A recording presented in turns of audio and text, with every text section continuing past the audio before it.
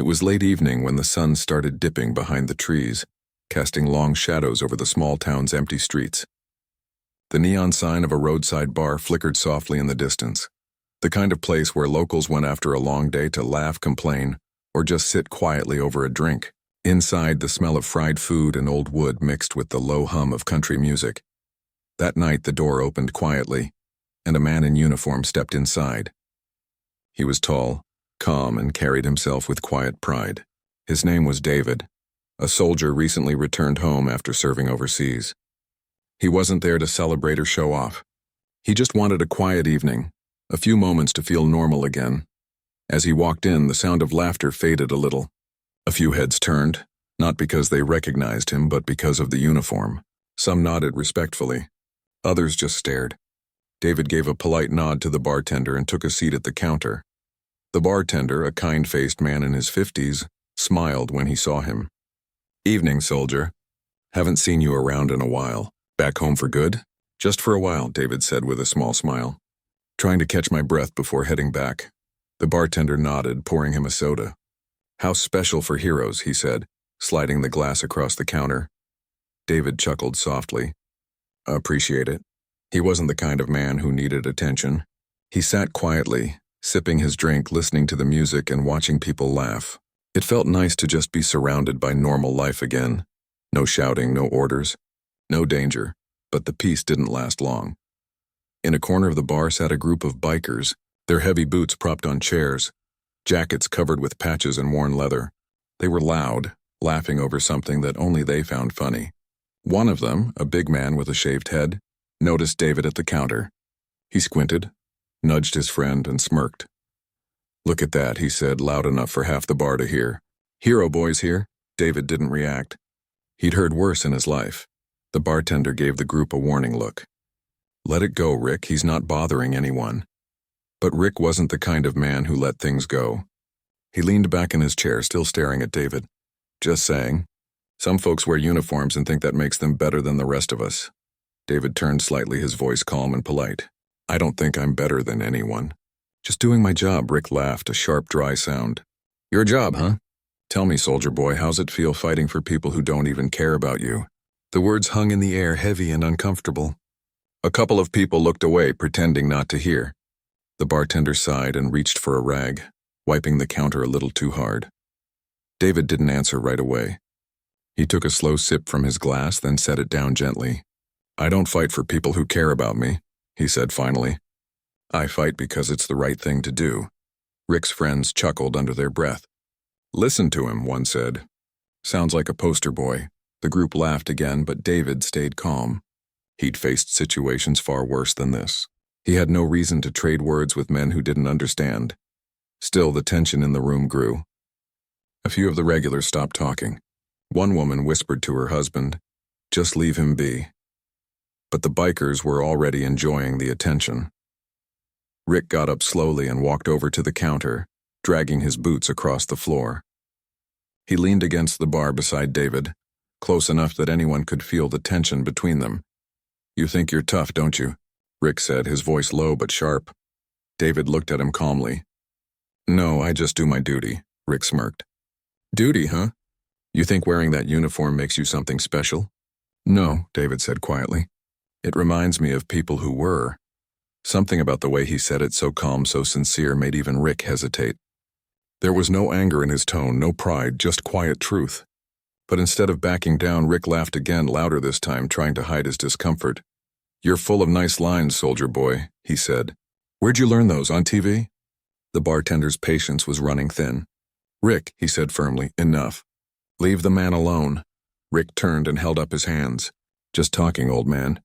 Can't a guy have a friendly chat?" The bartender frowned. That didn't sound friendly. David stayed seated, not saying another word. The last thing he wanted was trouble. But inside, he could feel something familiar, a slow burn of frustration. He'd seen men like Rick before in different places with different flags on their sleeves. Always loud, always sure they were the toughest in the room. He took another sip, forcing himself to stay calm. Rick leaned closer. "Tell me, soldier, how's it feel taking orders from people who wouldn't even let you sit at their table back in the day?" The words were sharp, meant to hurt. The bar went silent again. Even the jukebox music seemed to fade. David looked up slowly. His eyes met Rick's, steady and unreadable. He didn't raise his voice. He didn't move. He just said quietly, "I've seen more men bleed for this country than you've seen sunrises." None of them cared what color the other man was. Rick blinked, caught off guard. For a second, the whole bar seemed frozen. Then one of the bikers in the corner muttered something under his breath, trying to lighten the moment. "Man, he's serious." David finished his drink and placed a few dollars on the counter. "Keep the change," he told the bartender. As he stood, Rick stepped in front of him, blocking his way. "Leaving already?" "Yeah," David said simply. "I've got no reason to stay." The bartender started to come around the counter, but David shook his head slightly, a small gesture that said, "I've got this." Rick smirked again, trying to push one last time. "What's the matter, scared?" David looked at him, really looked at him, and for a second the tough man's smile faltered. There was something about that calm, steady stare that felt stronger than any punch. "I'm not scared of you," David said. "I just don't waste my time fighting people who already lost." Rick frowned.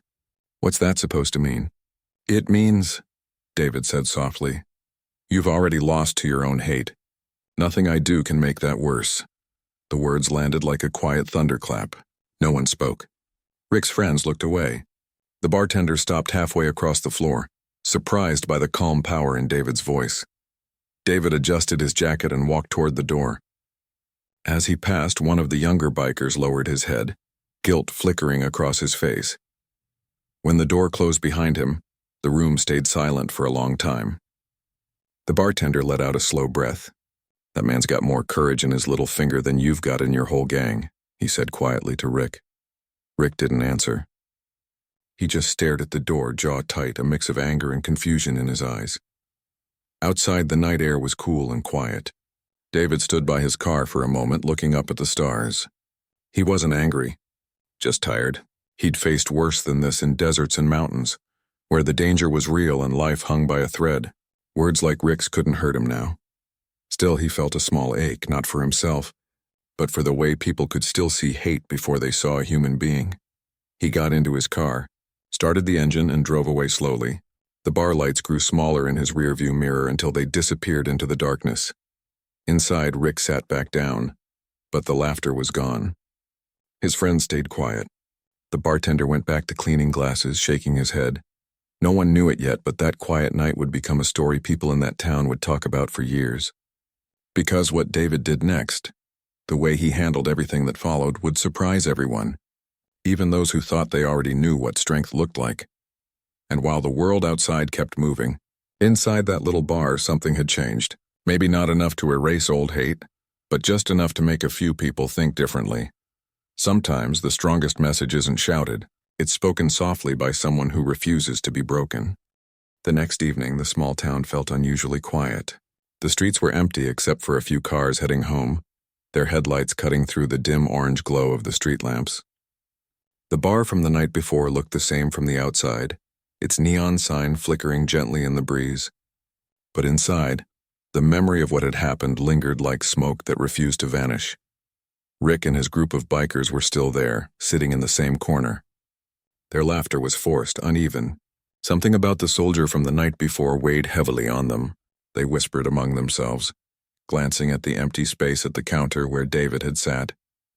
Nobody had seen a man so calm under pressure. Nobody who could make their words and intimidation mean so little. "I don't get it," one of the younger bikers muttered. "He didn't even get mad. Didn't throw a punch, just stared at me." Rick slammed his fist on the table, making the glasses rattle. "That's the problem. He doesn't play by the rules we know. He's not like us, and we hate not being in control." The others nodded, but there was a flicker of doubt in their eyes. None of them could explain why they felt so unsettled. For the first time, they realized that respect might not be earned by yelling or intimidation. Meanwhile, David wasn't thinking about the bar or the bikers at all. He had spent the night at home, unpacking his gear, catching up on a few messages from old friends, and staring at the ceiling of his small apartment. He wasn't proud or boastful about the night's encounter, but he couldn't ignore the unease he felt knowing people still carried hate so easily. He decided to get some fresh air and walk to the park near his building. The night was quiet except for the soft rustle of leaves in the wind. He sat on a bench watching the stars above, thinking about the men he had served with overseas, the friends he had lost, and the lessons he had learned in faraway places. He knew the battle against hate was different from the one on the battlefield, but it was just as real. The next afternoon, David went back to the same bar, not for confrontation, but simply because it was a part of town he had known for years. He wanted to see things as they normally were, without tension, without reminders of the previous night. As he pushed open the door, the sound of music and laughter returned. People were drinking, talking, and laughing as if nothing had happened. The bartender smiled when he saw David. "Back so soon?" the bartender asked, pouring a glass of water. "Just passing through," David said with a small smile. "Thought I'd see how things are." The bar was quiet for a few minutes, then the bikers noticed him. Rick leaned back, his expression hardening. "Well, well," he said, loud enough for the bar to hear. "The soldier's back. Don't tell me you're looking for more trouble." David didn't answer. He sat at the counter, quietly sipping his water. The tension was thick, but he refused to show anger or fear. He had learned long ago that reactions fueled hatred more than words ever could. Rick's friends whispered among themselves. "Just leave him alone," one said nervously, but Rick ignored them. He stepped closer, his voice low and sharp. "I don't like being embarrassed." David turned slightly to face him, calm and steady. "Nobody embarrassed you. You embarrassed yourself." The words hit harder than Rick expected. His friends looked at him with wide eyes, but Rick forced a smirk. "You think that makes you better than me?" David shook his head. "No, just smarter than letting anger control me." Rick's face darkened. He had always relied on intimidation to prove his strength, to make others fear him. But here was a man who refused to give him that satisfaction, a man who wasn't afraid, a man who didn't need to fight to win. The bar grew quiet. Even some of the bikers' friends looked uncomfortable. They had expected a fight, maybe a shouting match, something to show dominance. Instead, there was only calm, quiet strength. One of the bikers, a younger man with a nervous laugh, leaned forward. "Come on, Rick, maybe we should just let it go." Rick slammed his fist on the table. "No, I can't let it go. Not after last night." David didn't flinch. He finished his water, set the glass down, and spoke softly. "I've seen worse than your anger. I've faced real danger. I've lost friends. I don't need to prove anything to survive a night in a bar." Rick's smirk faltered. He didn't know how to respond to calm. It wasn't weakness. It was something else entirely. Something stronger. The tension hung in the air until a regular customer, an older man sitting at a nearby table, spoke up. "Leave him be, Rick. You're making fools of yourselves." Rick turned his glare toward the man, but David shook his head slightly, a subtle sign for everyone to stay calm. He didn't want anyone hurt. Instead, he leaned back slightly, his posture relaxed, his eyes still steady on Rick. "You don't have to like me. You don't have to respect me, but you do need to respect what I've done and who I am. That's all." The room went silent again. Rick didn't know what to say. The bartender busied himself cleaning glasses, pretending not to listen. But he couldn't ignore the effect David's words had on the room. Then, without warning, Rick's hand shot out, trying to push David's shoulder. It was meant to provoke him, to force him into a reaction. But David didn't move. He didn't flinch. He just stood straight, calm, steady. "Do you really think that's going to scare me?" David asked quietly. Rick hesitated. Something in those words, in that tone, cut deeper than any insult could. He had always believed in power through fear. But David had no fear. David had something he couldn't touch. Control over himself, control over the situation, control over the energy in the room. For a moment, Rick froze. The bar went quiet. Everyone could feel the shift. Even the younger bikers stopped laughing nervously, unsure what to do. Then David slowly reached for his jacket and removed it, setting it gently on the counter. As he did, everyone noticed the medal pinned to his chest. It was small but unmistakable, a symbol of bravery, of sacrifice, of facing danger without hesitation. The room froze. Even Rick's friends leaned forward, trying to see the medal more clearly. David spoke softly. "This isn't for me. It's for the men I served with. The ones who didn't make it home. The ones who believed in something bigger than themselves." A whisper ran through the bar. Nobody moved. Nobody spoke. The bikers' laughter had disappeared entirely, replaced by a quiet realization that this man had lived through things they could barely imagine. Rick's face turned pale. His hands clenched into fists, not out of courage but out of embarrassment. He had thought he could intimidate anyone in this town. He had thought he controlled the room. But here was someone who didn't need control, someone who didn't need to fight to command respect. David's calmness, his dignity, and the quiet weight of his experiences filled the room. Nobody dared make a move. Even the bartender, who had seen plenty of fights and confrontations in his life, felt a shift he couldn't explain. Rick took a step back, trying to regain some sense of authority. That's just a piece of metal, he said, voice shaking slightly. David shook his head. It's more than that. It represents courage, sacrifice, and honor. Not something you buy, not something you take by force, something you earn by facing fear and still doing what's right. The bikers looked at each other, uncertain. This wasn't the reaction they expected. They had come to mock, to provoke, to show strength. Instead, they were confronted with a quiet power they couldn't understand. The bartender finally spoke, his voice firm.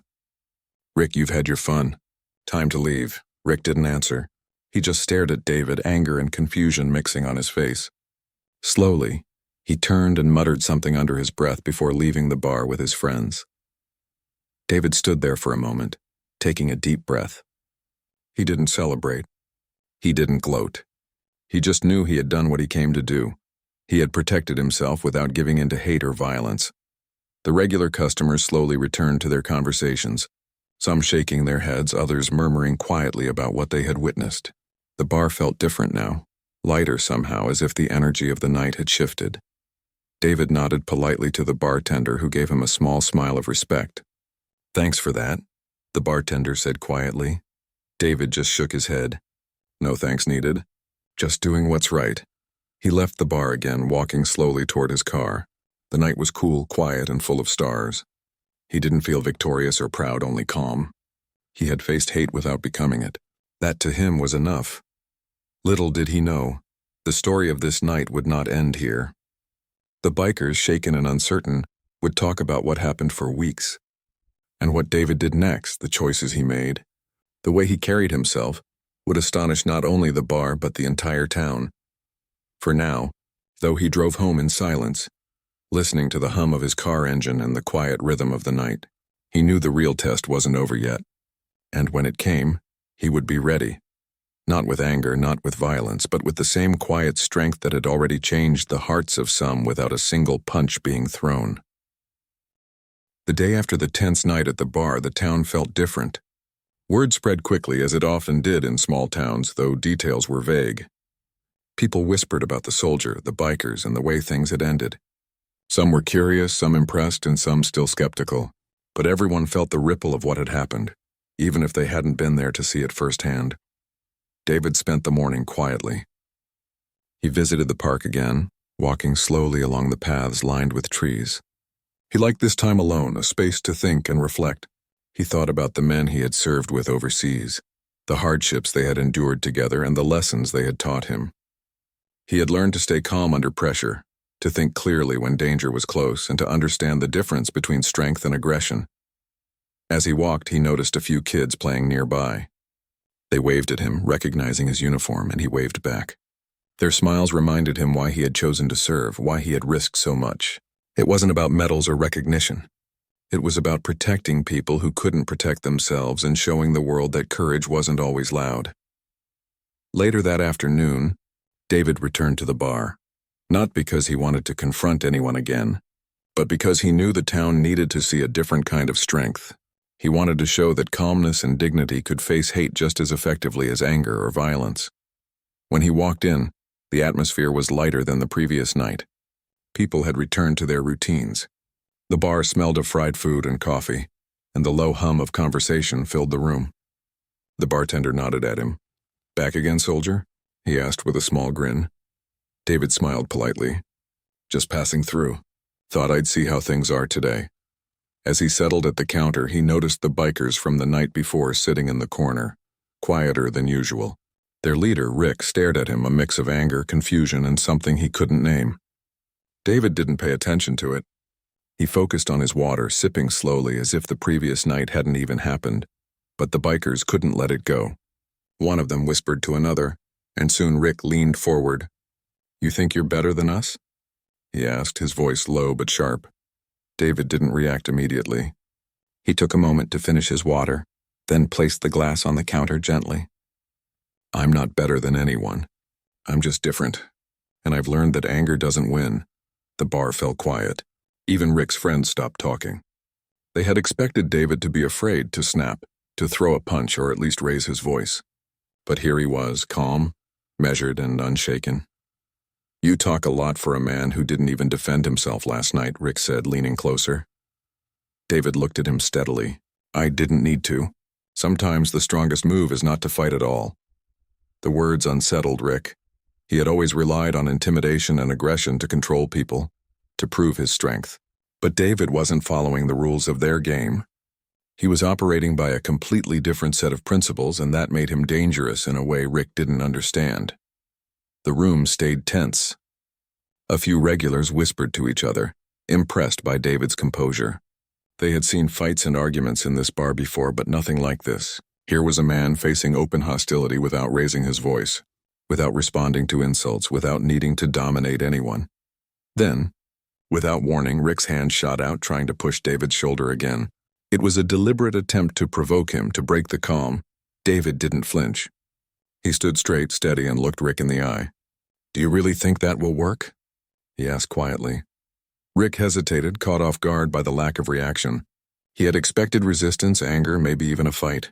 But David's calmness was a wall he couldn't breach. The bar seemed to hold its breath.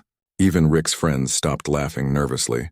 Something about the soldier's presence, his quiet authority, changed the energy in the room. People who had been afraid to intervene before now felt hope, a sense that strength could exist without violence. David adjusted his jacket and removed it, revealing the metal pinned to his chest again. It was small but unmistakable, a symbol of courage, sacrifice, and honor. The room fell silent immediately. Even the bikers' laughter vanished entirely. This isn't for me, David said softly, his voice carrying clearly through the quiet bar. It's for the men I served with. The ones who didn't come home. The ones who believed in something bigger than themselves. Rick's face changed. His anger began to waver, replaced by uncertainty. He had thought he could scare anyone, control anyone. But here was a man whose strength didn't depend on fear or intimidation. He couldn't understand it, and that made him uneasy. The bartender finally spoke, his voice firm but calm. Rick, you've had your fun. Time to leave. Rick hesitated. He glanced at his friends, who were also quiet and uncomfortable. Slowly, he muttered under his breath and started toward the door, his pride bruised but his body intact. David didn't gloat. He didn't celebrate. He had done what he needed to do. He had protected himself, maintained his dignity, and shown that real strength was quiet but unmistakable. After the bikers left, the bar returned to its usual hum of conversation. People whispered about the soldier, about his calmness, and about the way he had faced aggression without anger. Some shook their heads in disbelief. Some nodded in respect, but everyone knew they had witnessed something rare. David nodded politely to the bartender. Thanks for keeping things calm, he said. The bartender smiled. No need for thanks. You handled yourself well. That's all that matters. David left the bar again, walking to his car. The streets were quiet, the air cool, and the stars above were bright and clear. He felt calm, almost serene. He had faced hostility, provocation, and hate, and had come through unshaken. That to him was enough. Little did he know the story was far from over. The bikers, shaken by the events, would talk about it for days, unable to reconcile their anger with the calm they had witnessed. And the town itself would slowly begin to understand that true strength did not come from intimidation or fear, but from character, courage, and dignity. David drove home slowly, thinking about the next days. He didn't know exactly what would happen, but he was ready for it. He had learned in the military that real challenges often came when least expected, and the right response required patience, calmness, and clarity. That evening, as he sat quietly in his apartment, he reflected on the events at the bar. He thought about the bikers, about the regulars, about the small moments that could change people's hearts if handled correctly. He understood that hate could not be defeated by anger, but by courage, restraint, and quiet strength. The town was beginning to feel the effects of that lesson, even if people didn't yet realize it. A few bikers had already started questioning their behavior. wondering why they had felt so unsettled by a man who refused to fight. And others in the bar were starting to understand that respect could not be demanded. It could only be earned through character and actions. David knew the test was not over. He could feel it. Something bigger was coming. Something that would challenge not just him but the people around him. But he was ready. Not with anger. Not with violence, but with the same quiet strength that had already left a mark on the bar. The bikers and the town. That night, as he looked out the window at the stars, David felt a sense of calm purpose. He had faced hostility without losing his dignity, and that was only the beginning. The real challenge was still ahead, but he had learned that the right approach, patience, calm, and courage, could astonish people in ways anger never could. And while the town slept peacefully, unaware of what was to come, David knew one thing for certain. When the next moment arrived, he would face it the same way he had faced the last, steady, unshaken, and with a strength that could not be measured by fists or loud words, but by the quiet power of character. The story was far from over, but David's calm, quiet courage had already begun to change hearts, shift minds, and leave an impression that no anger or aggression could erase. And that was the kind of strength that would astonish everyone when it finally revealed itself fully. The following day, the town seemed to carry a quiet tension, as if people were waiting for something to happen. The story of the soldier at the bar had already begun to spread, carried by whispers and curious glances. Some people admired him. Others wondered how one man had managed to stay calm under such pressure. And the bikers, restless and uneasy, hadn't stopped thinking about the events from the previous nights. David had spent the morning running errands, walking slowly through the streets, greeting neighbors and old friends. He didn't seek attention, but he couldn't ignore the way people's eyes followed him, filled with curiosity and quiet respect. Some nodded politely. Others whispered to one another, pointing subtly in his direction. He just kept moving, calm and focused, aware that the story was no longer just about him. It had become something bigger. By mid-afternoon, David found himself back near the bar. He hadn't planned to return, but something told him that today might bring an unexpected twist. He walked casually toward the entrance, the familiar scent of fried food and coffee greeting him. Inside, the bar was busier than usual. Patrons chatted quietly, some glancing toward the corner where the bikers sat. Rick and his friends were there, but their attitude had changed. The laughter was gone. They sat silently, glancing nervously toward the counter. It was clear that the previous nights had unsettled them more than they wanted to admit. David took a seat at the counter, nodding politely to the bartender, who gave him a small smile. "Evening," he said simply. "Evening, soldier," the bartender replied. "Seems like people can't stop talking about you." David smiled faintly. "I'm just doing what I can. That's all." The bikers noticed him immediately. Rick's eyes narrowed, his jaw tight. He whispered something to one of his friends who looked uncomfortable and avoided eye contact. Rick stood and moved toward David, his expression a mix of frustration and uncertainty. "You're back," Rick said, trying to sound confident. "I thought maybe you'd finally leave us alone." David looked at him steadily. "I have no reason to bother anyone. I'm just here." Rick smirked, though it didn't reach his eyes. "You think last night proved something?" David didn't answer immediately. He remained calm, composed, and unshaken. Then he spoke softly, clearly. "I don't need to prove anything. What happened last night speaks for itself." The room went quiet again. Patrons stopped mid-conversation, curious to see how the situation would unfold. Even the bikers' friends leaned forward slightly, unsure of what would happen next. Rick's anger simmered beneath the surface. He had always relied on intimidation and aggression to show power, but David had remained calm, composed, and completely in control. It was a concept he couldn't understand. Then, without warning, a loud noise came from the entrance. A black SUV had pulled up outside, its engine humming steadily. The bar door opened and a group of soldiers stepped inside, their uniforms neat, their presence commanding attention. David's eyes widened slightly, though he didn't show it. These were his fellow soldiers, friends who had come looking for him after hearing he had returned home. They were here not to fight but to support him, to ensure he was safe.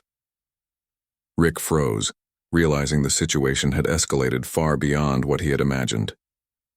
The bikers' friends whispered nervously, glancing at each other.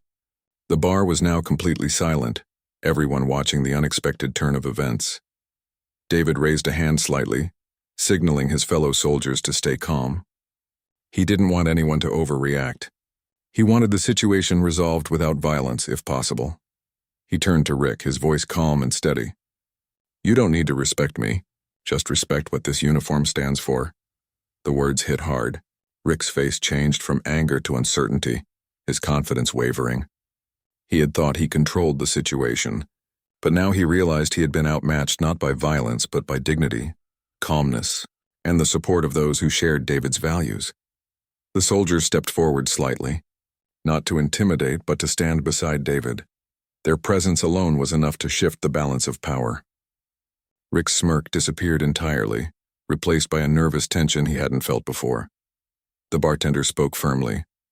"Rick, this is your last chance. You and your friends need to leave." Rick's friends muttered under their breath, trying to convince him to go, but Rick's pride made him hesitate. He looked at David, then at the soldiers, and finally realized he had no choice. Slowly, he nodded and muttered something before turning to leave with his friends.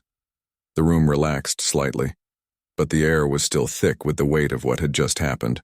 Patrons whispered in quiet tones, discussing the courage and calmness David had shown, and the unexpected arrival of his fellow soldiers that had turned the tide. David sat quietly at the counter, taking a sip of water. He didn't smile or celebrate. He simply acknowledged the respect of those around him with a small nod. He had faced hostility, provocation, and hatred, and he had done so without losing his dignity or control. That, he knew, was the true measure of strength. The soldiers who had accompanied him stayed nearby, quietly observing the bar and its patrons. They didn't need to speak. Their presence alone sent a clear message. David was not alone, and those who tried to challenge him without reason would face consequences far beyond what they could imagine. As the bar returned to its usual rhythm, people began to whisper about the astonishing events. The bikers had left quietly, and the patrons slowly returned to their conversations. But the story of what had happened, the calmness, the dignity, the unexpected arrival of the soldiers would not be forgotten. It would become a lesson, a moment people would recount for months, perhaps years to come. David finished his water and stood, nodding politely to the bartender. "Thank you," he said softly. "No need," the bartender replied. "You handled everything better than anyone could have expected." David walked toward the door, pausing for a moment to take a deep breath. The cool evening air greeted him, a reminder that the world continued outside the small bar. He didn't feel victorious or proud. He simply felt calm, grounded, and ready for whatever might come next. As he walked toward his car, he couldn't help but reflect on the lessons of the past 2 nights. Strength was not measured by anger or force. True strength was patience, calmness, and the ability to stand firm in one's values without being consumed by hate. The story of the soldier and the bikers would spread through the town, carried by whispers and conversations. Some would admire him. Some would question him. But everyone would remember the quiet power he had displayed, the way he had astonished everyone not with violence, but with courage, dignity, and calm resolve. David got into his car and started the engine. The streets were quiet, and the town seemed to hold its breath.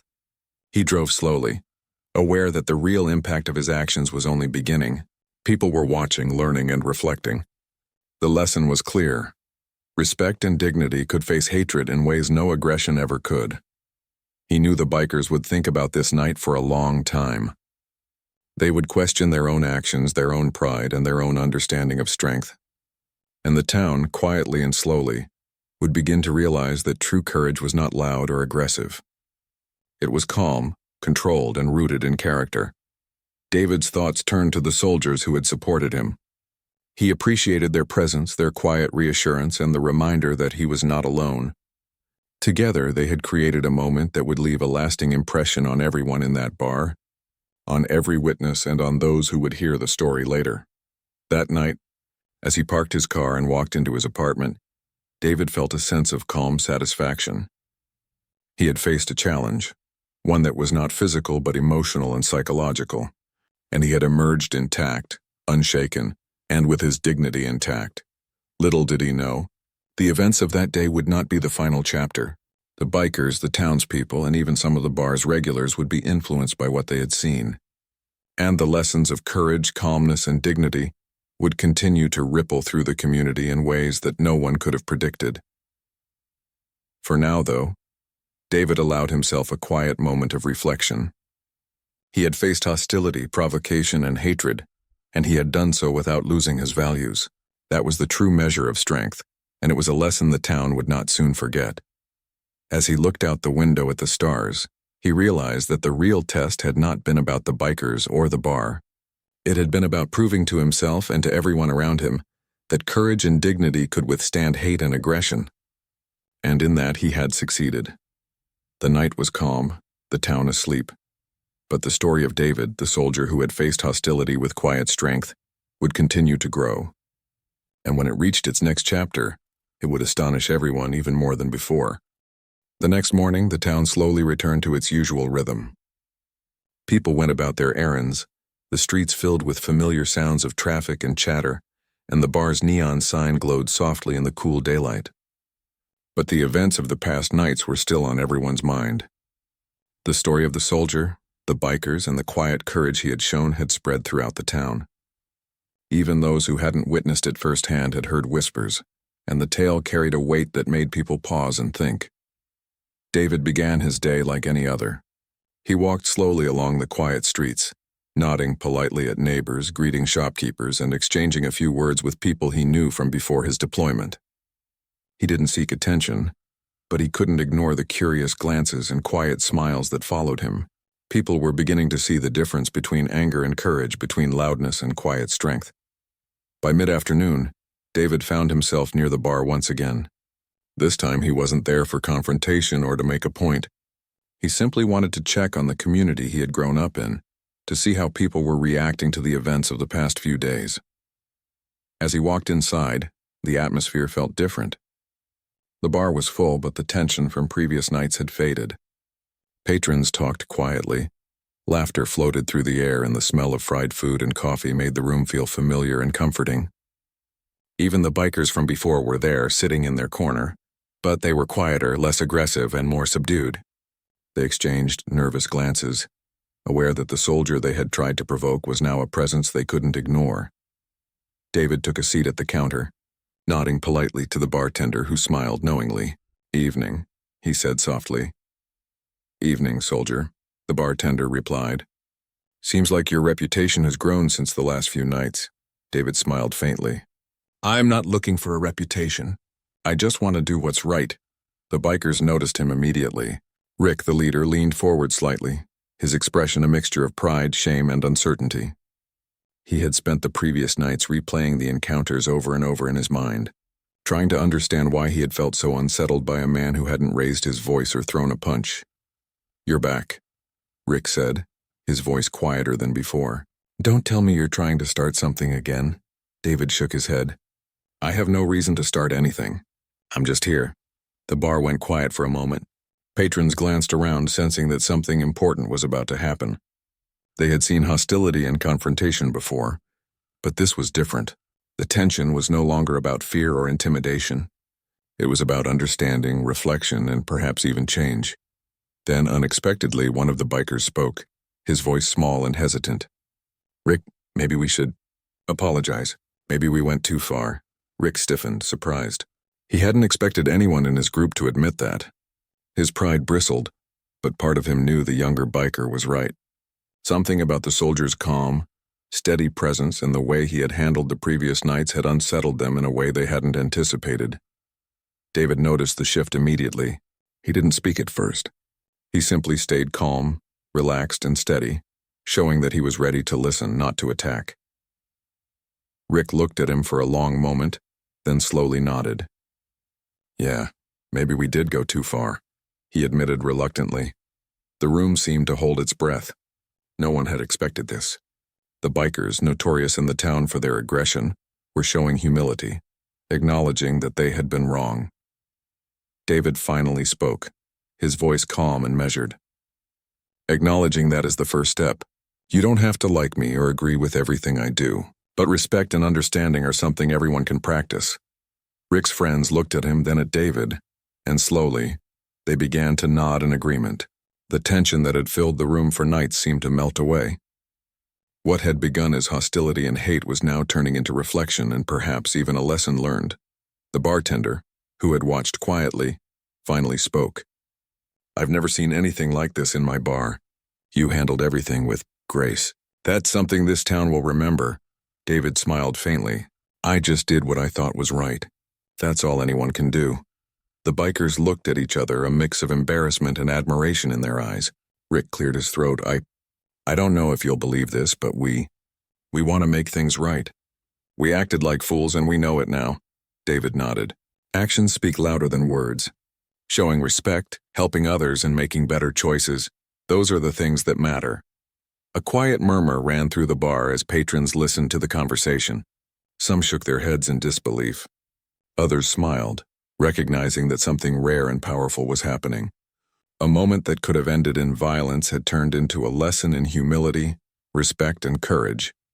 Rick finally spoke again. We want to do something good. Something that shows we've changed. We don't expect forgiveness overnight, but maybe we can start by giving back." David's eyes softened. "That's a good start. Actions like that speak louder than words ever could." Over the next few weeks, the bikers began to take small but meaningful steps. They started volunteering at the local community center, helping repair homes and assisting in charity events. Their efforts were cautious at first, but gradually they gained respect from the townspeople. People noticed that they had changed. Their arrogance was replaced by humility, their aggression by helpfulness. David didn't seek credit or recognition for these changes. He continued his life quietly, working, training, and spending time with friends and neighbors.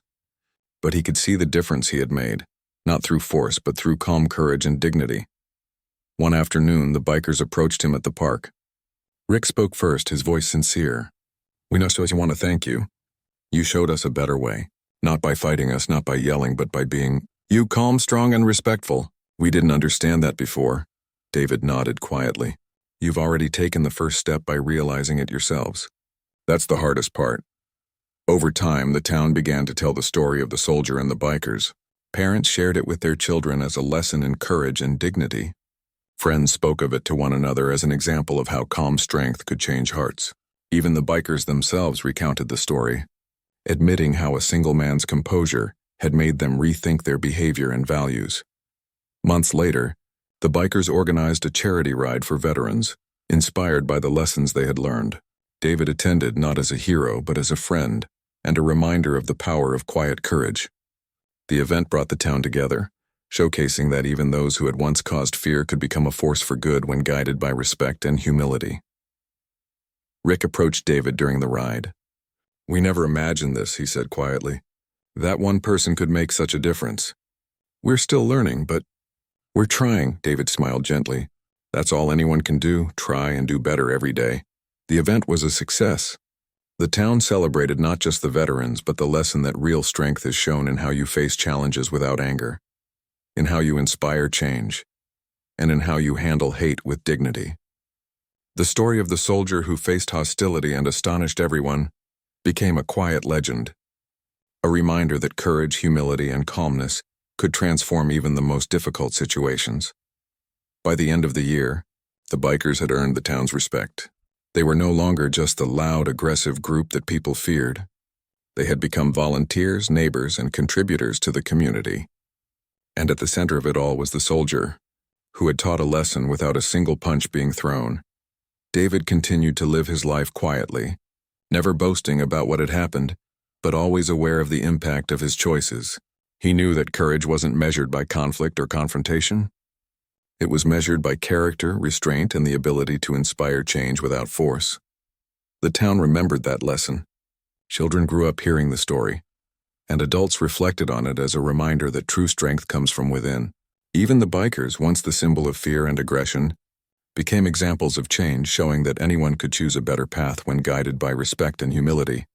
And so, the story ended not with violence but with understanding, not with anger but with courage, not with fear but with respect. The soldier had faced hatred, provocation, and aggression, and he had done so with dignity, patience, and calm strength. In doing so, he had astonished everyone, changed hearts, and left a lasting mark on the town, a mark that would be remembered for years to come. David's quiet strength had done more than protect himself. It had transformed a small community, inspired change, and proven that true courage is not shown through fists or threats, but through character, actions, and unwavering dignity. And in the end, that was a lesson far more powerful than anyone could have imagined.